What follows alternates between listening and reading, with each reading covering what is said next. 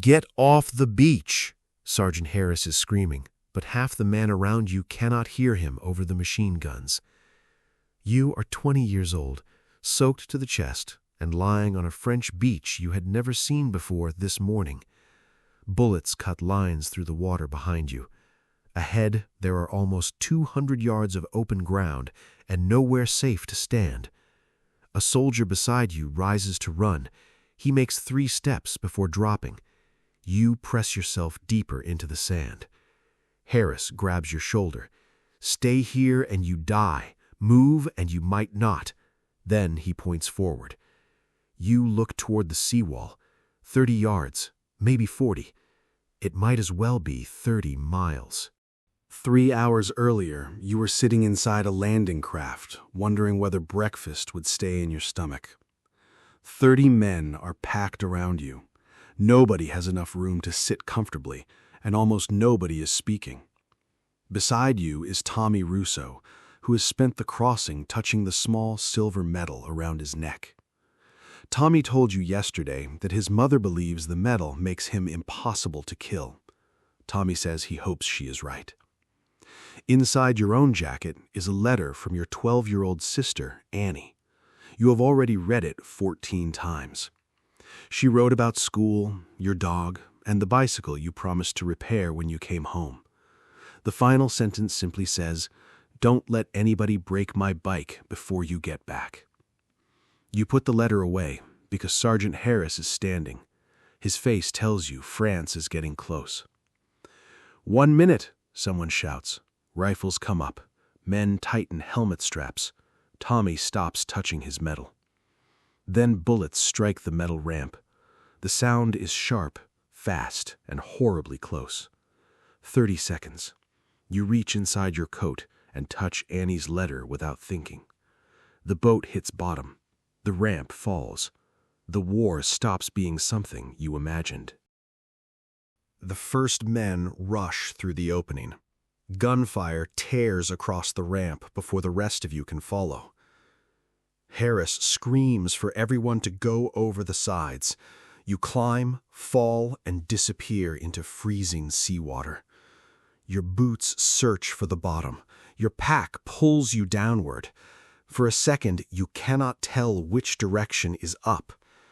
You tear at the straps until your feet finally touch sand. When your head breaks the surface, men are shouting everywhere.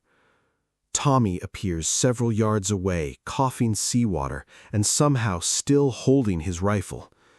You push toward shore together while bullets strike the water around your legs. A steel obstacle rises ahead. You throw yourself behind it, though it barely covers half your body. This is where Sergeant Harris finds you and gives the order you will remember for the rest of your life. Get off the beach. So you run. 10 steps. Drop. Breathe. Then another 10. A bullet passes close enough to your helmet that the sound feels like somebody snapping a whip beside your ear. You reach a crater and fall into it beside 2 soldiers you have never seen before. One soldier keeps repeating that he has lost his rifle. The other is staring at his hands as though they belong to somebody else. You look back for Tommy. For 3 terrible seconds you cannot find him. Then he appears, running badly, helmet gone, silver medal bouncing against his chest. He falls into the crater beside you and laughs once. "My mother is going to kill me if I lose that helmet." Harris reaches the shingle bank ahead and starts waving men forward. Staying on the beach is becoming more dangerous every minute. Artillery has begun finding the crowded cover. Every shell makes the choice simpler. Engineers crawl toward the barbed wire with explosives. One team disappears beneath machine gun fire. Another team moves immediately after them. You wonder what kind of courage allows a man to do that. Then you realize courage looks exactly like fear. The difference is that one of them keeps moving. The charges explode. A section of wire disappears beneath dirt and smoke. Harris points at the opening. There, move. You and Tommy leave the crater together. The ground beyond the seawall rises sharply. Grass hides mines, wire, holes, and men waiting to shoot you. You crawl because standing feels impossible. Dirt fills your sleeves, and your knees tear against stone. Halfway up, you find Harris lying behind a bank of earth. For 1 second, you think he is dead. Then his eyes open. "Why are you staring at me? Keep climbing." You reach the top and hear German voices through the grass. Everything suddenly becomes quiet enough for you to hear your own breathing. Harris signals left. Tommy moves right. You stay in the middle because somebody has to. A grenade goes into the trench. You move before the smoke clears. A German soldier appears directly in front of you. He looks younger than you expected. For a fraction of a second, neither of you moves.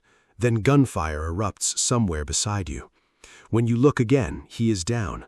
You do not know whose bullet hit him. Harris shouts your name. There is no time to decide how you feel.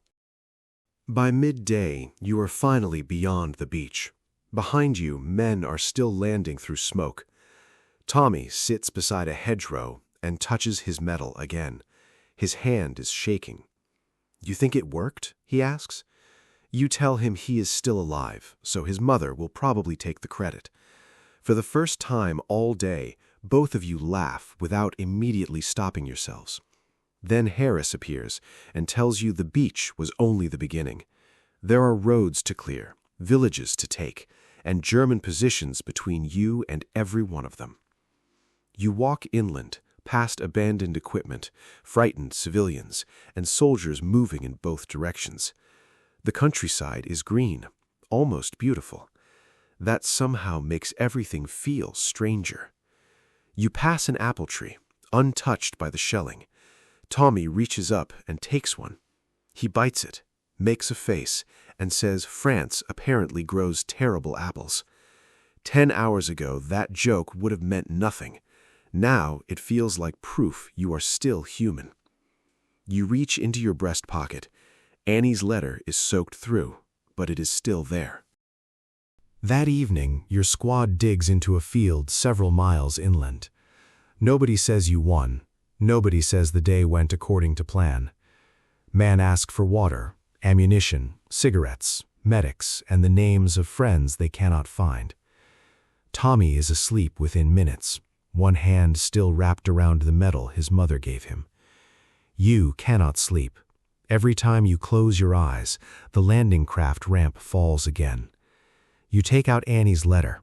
The ink has begun to run, but one promise remains clear. There is still a bicycle waiting for you at home.